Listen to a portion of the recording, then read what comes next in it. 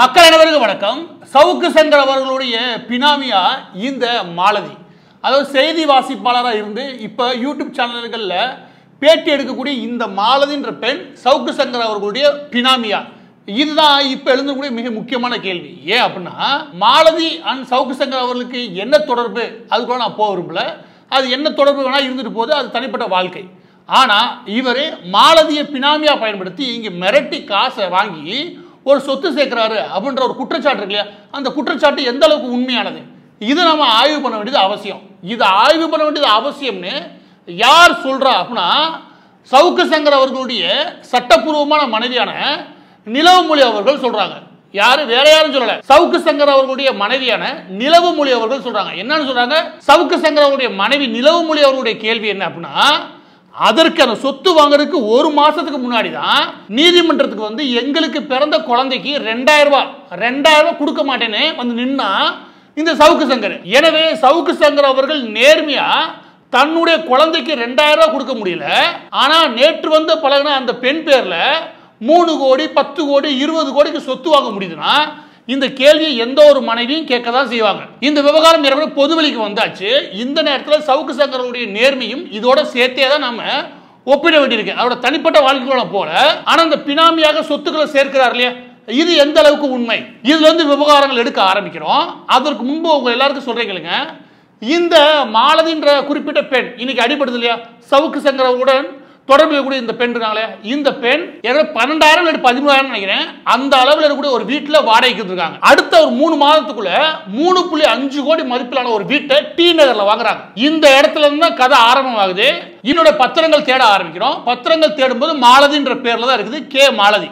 அந்த மாலதி தான் இந்த குறிப்பிட்ட சவுக்கு சங்கர் அவர்களுடன் சேர்க்காங்க இல்லையா, இந்த மாலதியா அப்படின்ற நம்ம முதலாவது உறுதிப்படுத்திடணும் கேட்டா. எனவே அதை உறுதிப்படுத்துறதுக்கு முதலாவது ஆவணத்தை கொடுத்துட்றேன். அது என்ன அப்படின்னா, இந்த வீடு இருக்கு இல்லையா, இந்த வீடை 2023 மாலதி வாங்கியிருக்காங்க. அதற்கான ஆவணங்கள் எடுத்தாச்சு. அந்த ஆவணங்கள், அந்த புகைப்படங்கள் இருக்கு இல்லையா, அந்த புகைப்படங்கள் எடுத்தா அந்த புகைப்படங்கள் எல்லாமே அதே மாலதி. இந்த மாலதி எப்ப அந்த சொத்தை வாங்கியிருக்காங்கன்னா, ஜூலை 3, 2023 3ஆம் தேதி ஜூலை 2023. இதோட கூடுதல ஒரு தகவலையும் சேர்த்துக்கிறேன். அது என்ன அப்படின்னா, இந்த மாலதி வீடு வாங்குறாங்களா, அதே டி நகர் பகுதியில் நம்ம சவுக்கு சங்கர் இருக்கார் இல்லையா, அவர் ஒரு ஆபீஸையும் திறக்கிறாரு. அதுக்கு பேர் சவுக்கு மீடியான்னு. அந்த சவுக்கு மீடியா திறக்கப்பட்ட நாள் வந்து 25 ஜூலை 2023.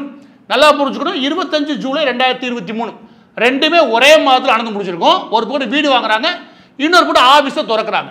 இந்த வீடு வாங்குறதுக்கான ரிஜிஸ்ட்ரேஷன் வேலை இருக்கு இல்லையா, அதையெல்லாம் மேலே தொடங்கிறாங்க. அதாவது சரியா சொல்லணும்னா, இந்த எல்லா வேலையுமே அவருக்கு 2 மாதத்துக்கு முன்னாடியே யாருடைய பேசி முடிச்சு ஒரு பெரும் தொகை கை மாறுது.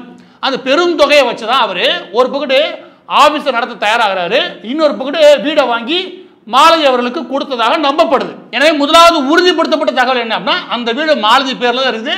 வாங்கப்பட்ட தேதி எல்லாமே ஏற்கனவே உறுதியான சந்தேகங்கள் அந்த குறிப்பிட்ட மாலதி மீது எழுப்பப்படுது, சவுக்கு சங்கர் அவர்கள் மீதும் எழுப்பப்படுது. எனவே இந்த குற்றச்சாட்டு பொய்யானது கிடையாது. ஊருக்குள்ள சில பேர், அது முக்கியமாக அதிமுக ஐடிவிங்க சேர்ந்து நிறைய பேர் பண்றாங்க, இது போலியான குற்றச்சாட்டு, சவுக்கு சங்கர் மீது வீம்புக்குன்னு இவங்க போலியா பரப்புறாங்கன்னு. போலிலாம் கிடையாது ராஜா, இது 100% உண்மை. அது ரெண்டே நீங்க பார்க்கணும்னா, டி நகர்ல பாண்டி பஜார் பக்கத்துல ஸ்ரீ லட்சுமிபதி காம்ப்ளெக்ஸ் ஒன்று இருக்கும்.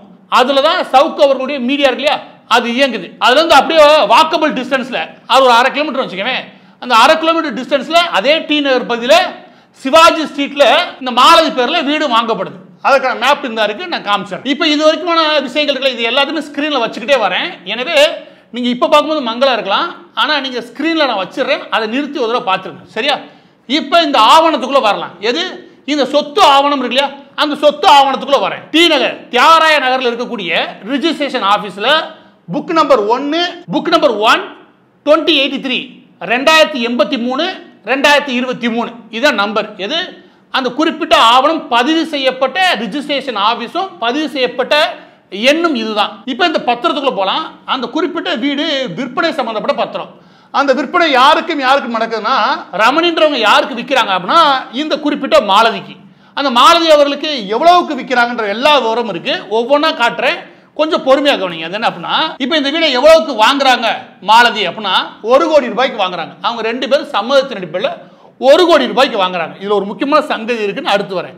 இந்த 1 கோடி ரூபாய் வாங்குறாங்களே, அந்த 1 கோடி ரூபாயில எக்ஸாக்டா 98,90,000 ரூபாய்க்கு அவங்க டிடி எடுக்கிறாங்க ஸ்டேட் பேங்க்ல. அந்த டிடியோட நம்பரு 111519. எடுக்கப்பட்ட தேதி 3/7/2023. சரியா? ஏன்னா டிடி முதல்ல சொல்லிடுறேன். இந்த டிடி எடுக்கிற கதை இருக்கு இல்லையா, இது எப்படி எடுக்க முடியும் அப்படின்னா ஒரே ஒரு அக்கௌண்ட்ல எடுக்க முடியும். நிறைய அக்கௌண்ட்ல எடுத்தா வேற வேற டிடி விழுகிறதுக்கான வாய்ப்பு உண்டு. எனவே இது சிங்கிள் டிடியா பதிஞ்சிருக்காங்க. எனவே ஒரே அக்கௌண்ட்ல இருந்து சுமார் 98,90,000 ரூபாயை இவங்க டிடி போட்டு முடிச்சிருக்காங்க. அதாவது இந்த சொத்து வாங்கும்போது முதலாவது. இதுல விசேஷமான விஷயம் என்ன அப்படின்னா அது சட்டப்பூர்வமாகவே இவங்க மீது வழக்கு பதிவு செய்யறதுக்கான எல்லா விஷயம் எங்க இருக்கு அப்படின்னா இங்கதான் இருக்குது. அது என்னன்னா இவங்க என்ன பண்றாங்கன்னா 1 கோடி ரூபாய்க்கு வீடு வாங்குறாங்க. 1 கோடி ரூபாய்க்கு வீடு பதிவு சொல்லி சொல்றாங்க. ஆனா இந்த வீட்டுடைய தற்போதைய கவர்மெண்டோட கைட்லைன்ஸ் வேல்யூ இருக்கு, அந்த கைட்லைன்ஸ் வேல்யூ என்ன சொல்லுது அப்படின்னா ஏறக்குறைய 1,30,00,000 ரூபாய். 1,30,00,000 ரூபாய்க்கு நீங்க பதிஞ்சுதான் ஆகணும். அதுக்கு கீழே பதியவே மாட்டாங்க ரெஜிஸ்ட்ரேஷன் ஆபீஸ் போனீங்கன்னா. ஏன்னா அந்த வீட்டுக்கு அவங்க கொடுக்குற மதிப்பு இது 1,30,00,000 ரூபாய். ஆனா இவங்க ரெண்டு பேரும் என்ன உடன்படிக்கை வராங்க, 1 கோடி ரூபாய்க்கு நான் வாங்குறேன், 1 கோடி ரூபாய்க்கு நான் விற்கிறேன். அப்ப இதில் நடக்கூடிய முக்கியமாக மாலதி செய்யக்கூடிய விஷயம் என்ன அப்படின்னா 1,30,00,000 ரூபாய்க்கு நீங்க ஒரு வீட்டை பதிவு செய்யறதுக்கு ஒத்துக்கிறீங்க. ஒத்துக்கிட்டு அதுக்கு தேவையான ஸ்டாம்ப் டியூட்டியும் கட்டுறீங்க. நீங்க அதை சொத்து மதிப்பை குறைச்சி வச்சுக்கவேன் ஸ்டாம்ப் டியூட்டியோட மதிப்பும் குறையும். அப்ப நீங்க 1 கோடி ரூபாய்க்கு வாங்குறேன்னா 1 கோடி ரூபாய்க்கு பதிய வேண்டியதானே? ஐயா 1,30,00,000 பதிச்சுட்டு 1 கோடி ரூபாய்க்கு வாங்குற, அப்ப ஸ்டாம்ப் டியூட்டியை கட்டுறதுக்கு தயாரா இருக்க. எப்படி ஸ்டாம்ப் டியூட்டி நான் கட்டிடுறேன், அதுக்கு நான் தயாரு. ஆனா ரிஜிஸ்ட்ரேஷன்ல 1 கோடி தான் வரணும். ஏன் நம்ம ரெண்டும் 1 கோடி ரூபாய்க்கு மட்டும் வாங்கின விட்டம் இருக்கட்டும். அப்ப இதுல இருந்து என்ன தெரியுது அப்படின்னா சும்மா 30,00,000 ரூபாய், வெறும் 30,00,000 ரூபாய் நீங்க மறைக்க வேண்டிய தேவை இருக்கு அப்படின்னு தெரியுது. அப்ப 30,00,000 ரூபாய் மட்டும் தான் மறைக்கிறாங்களா அப்படின்னா அங்க இன்னொரு விஷயம் இருக்கு. என்ன கேளுங்க, என்னன்னா இப்ப நீங்க பார்க்கக்கூடிய இந்த ஆவணங்கள் இருக்கு இல்லையா, இது எல்லாமே ஒரு விஷயத்தை தெளிவுபடுத்துது. அது என்ன அப்படின்னா கவர்மெண்டோட கைட்லைன்ஸ் வேல்யூ இருக்கு, அது அந்த நிலத்தின் மதிப்பு மட்டும் டி நகர்ல இருக்கக்கூடிய சிவாஜி நகர்ல கூட அந்த குறிப்பிட்ட நிலத்தின் மதிப்பு மட்டும் கவர்மெண்டோட கைட்லைன்ஸ் வேல்யூ மட்டும் சுமார் 1,13,00,000 ரூபாய். எவ்வளவு? 1,13,00,000 ரூபாய். கவர்மெண்டோட கைட்லைன்ஸ் வேல்யூவை விட டி நகர்ல எப்பவுமே குறைஞ்சபட்சம் 4 மடங்கு இல்லாட்டி 3 மடங்கு அதிகம் தான் இருக்கும். எனவே எங்களுக்கு தெரிஞ்ச அந்த சிவாஜி நகர்ல அந்த இடத்தை நீங்க மார்க்கெட் வேல்யூ ஒன்று சொல்லி வச்சுக்கவேன். அந்த மார்க்கெட் வேல்யூ சுமார் 3 to 3.25 கோடி. அந்த இடத்தோட மதிப்பு மட்டும் 3 கோடிக்கு மேல. 3 கோடிக்கு மேல இருக்கக்கூடிய மதிப்பு தான் கவர்மெண்ட் வேல்யூ என்ன சொல்லுது 1,13,00,000 சொல்லுது. அந்த பில்டிங்க்கு எந்த மதிப்பும் கிடையவே கிடையாது. எனவே அந்த பகுதிகளில் மார்க்கெட் வேல்யூ அடிப்படையில் பார்த்தா சுமார் 3,50,00,000 ரூபாய்க்கு அந்த வீடு வாங்கிருக்கணும். குறைஞ்சபட்சம் 3,20,00,000 ரூபாய்க்காக அந்த வீடு வாங்கிருக்கணும். ஆனா கவர்மெண்ட் வேல்யூ படி அவங்க ரிஜிஸ்ட்ரேஷனுக்கு வந்திருக்காங்க. அப்படி வரும்போதும் 1,30,00,000 ரூபாய் வரைக்கும் கவர்மெண்ட் வேல்யூ இருக்கிறதுனால அதை பதிவு செய்ய தயாரா இருக்கும். ஆனா 1 கோடி ரூபாய்க்கு நீங்க ரிஜிஸ்டர் பண்ணிட்டு இருக்காங்க. அப்ப அதுல ஒரு 30,00,000 ரூபாய் குறையும். எதனால அப்படின்னா இவங்களுக்கு இன்கம் டாக்ஸ்ல எந்த சிக்கல் வரக்கூடாதுன்னு நினைச்சு இந்த மாதிரியான வேலைகள்ல ஈடுபட்டிருக்காங்க. ஆக மொத்தம் மாலதி பேர்ல 2023 ஜூலைல மாறின இந்த குறிப்பிட்ட வீடு இருக்கு இல்லையா, இந்த வீடு வாங்கும் போது சுமார் 3,50,00,000 ரூபாய்க்கு வாங்கிருக்கணும். அதுல சுமார் 2 கோடி ரூபாய் கருப்பு பணமா நகர்ந்துருக்கணும். அந்த கருப்பு பணத்தை மூடி மறைச்சாச்சு. அதுக்கப்புறம் ஒயிட்டா உள்ள கொண்டு வர பாருங்க, அந்த ஒயிட்டா கொண்டு வரல 1 கோடி தான் காட்ட முடியும். அதுக்கு மேல காட்டணும்னு வச்சுக்கோங்க மாலைக்கு ஒரு பெரிய சிக்கல் ஏற்படுறதுக்கான வாய்ப்பு உண்டு அப்படின்னு சவுக்கு சங்கர் அவர்களுடைய தரப்பு நினைச்சிருக்கணும். எனவே இவங்க என்ன பண்றாங்க 1 கோடி ரூபாய்க்கு அந்த வீடை வாங்குற மாதிரி காமிச்சிட்டு 1,30,00,000 ரூபாய்க்கு கவர்மெண்ட்டுக்கு ஸ்டாம்ப் டியூட்டியும் கட்டுறாங்க. சிக்கலே இல்லாம எல்லா வேலையும் முடிஞ்சிருச்சு. இந்த 3,50,00,000 ரூபாயில 2,50,00,000 ரூபாயை மறைச்சு 1 கோடி ரூபாய்க்கு வீட்டை வாங்குறத கணக்கு காமிச்சிருக்காங்களே, இந்த இடத்துலயே அமலாக்கத்துறையும் இன்கம் டாக்ஸும் உள்ள வந்தே ஆகணும். இன்கம் டாக்ஸ் ஏன் உள்ள வந்தாகணும் முதலாவது நான் சொல்லிடுறேன். அதுக்கப்புறம் அமலாக்கத்துறை ஏன் வரும்னு சொல்றேன். ஏன் அப்படின்னா இன்கம் டாக்ஸ் எந்த இடத்துல வர வேண்டியிருக்கு அப்படின்னா இந்த மாலதி இருக்காங்களே, இந்த மாலதி முன்பு குடியிருந்த வீடு, முன்பு குடியிருந்தது சாலை கிராமத்தில். அதற்கு முன்பு ஒரு சில இடங்கள் இருந்திருக்காங்க. அந்த பகுதியில் கூட எல்லா விஷயங்களும் எடுத்தாச்சு.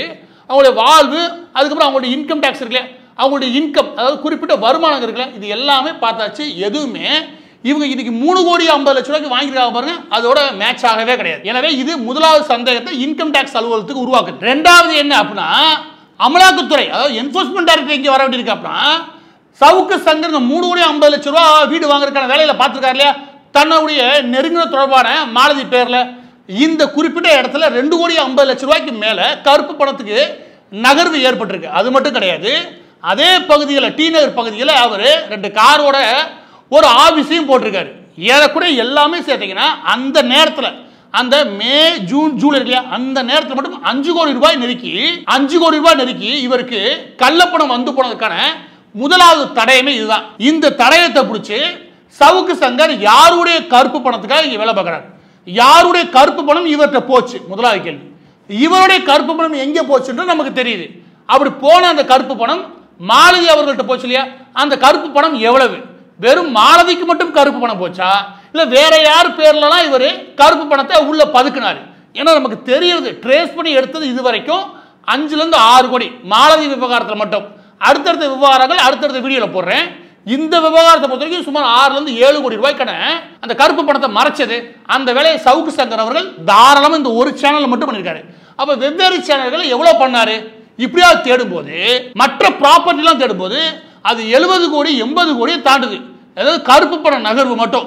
அப்ப இவர் கண்டிப்பா இவரே யாருக்கோ பினாமியா இருக்காரு, இவர் தனக்கு பினாமிகளை உருவாக்குறாரு. இந்த 2 வேலைகள் பண்றதுனால இதன் மீது அமலாக்கத்துறை தீவிரமான நடவடிக்கை எடுத்தாகணும். இன்கம் டாக்ஸ் அலுவலகத்திலிருந்தும் உரிய சட்ட ரீதியான நடவடிக்கை எடுத்தாகணும். எனவே பதிவோட இறுதியாக நான் சொல்ல வேண்டிய விஷயம் என்ன அப்படின்னா, தன்னுடைய மனைவிக்கு பிறந்த தன்னுடைய மகனுக்கு 2000 ரூபாய் கொடுக்க மாட்டேன்னு 1 மாதத்துக்கு முன்னாடி நிற்பாரு.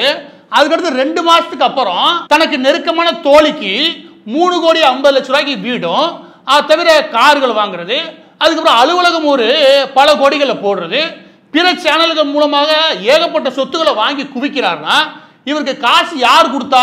இவ்வளவு காசை வாங்கிட்டு இவர் என்ன நேர்மையா செயல்பட்டு முடியும்? தயவு செய்து சொல்றேன், சவுக்கு சங்கர் விவகாரத்தில் இதை ஏன் நான் தோண்டி எடுக்க வேண்டிய நிலைமை இருக்கு அப்படின்னா, சவுக்கு சங்கர் போன்றவர்கள் இங்க மீடியாவாக செயல்படல. இங்க இந்த மாதிரி வாயை வச்சுக்கிட்டு யாரை வேணாலும் மிரட்டி நம்ம காசை பறிக்கலாம், இல்ல யாரோட பேரையும் கெடுக்கலாம். அதற்காக காசை வாங்கிட்டு ஒரு கூலிப்படை மாதிரி செயல்படுறதுனால இந்த இடத்துல இவரை முன்மாதிரியா கொண்டு ஒரு 10 பேர் வந்தாலும் வச்சுக்கவே சமூகம் உருப்பட்ட மாதிரி தான். எனவே இதன் மீது உரிய நடவடிக்கை எடுக்க வேண்டியது அவசியம். இதுல சில பேர் முக்கியமாக அதிமுக ஐடிவிங்க சொல்றேன், நீங்க வாட்டில் இருந்தீங்கன்னா நல்லது, இல்லைன்னா அதையும் சேர்த்து தகவல்கள் வெளியிட வேண்டியிருக்கும். எனவே ஐடிவிங் நீங்க வாட்டில் பொத்துனாப்புல உங்க வேலையை பார்த்தீங்கன்னா மரியாதையா இருக்கும்.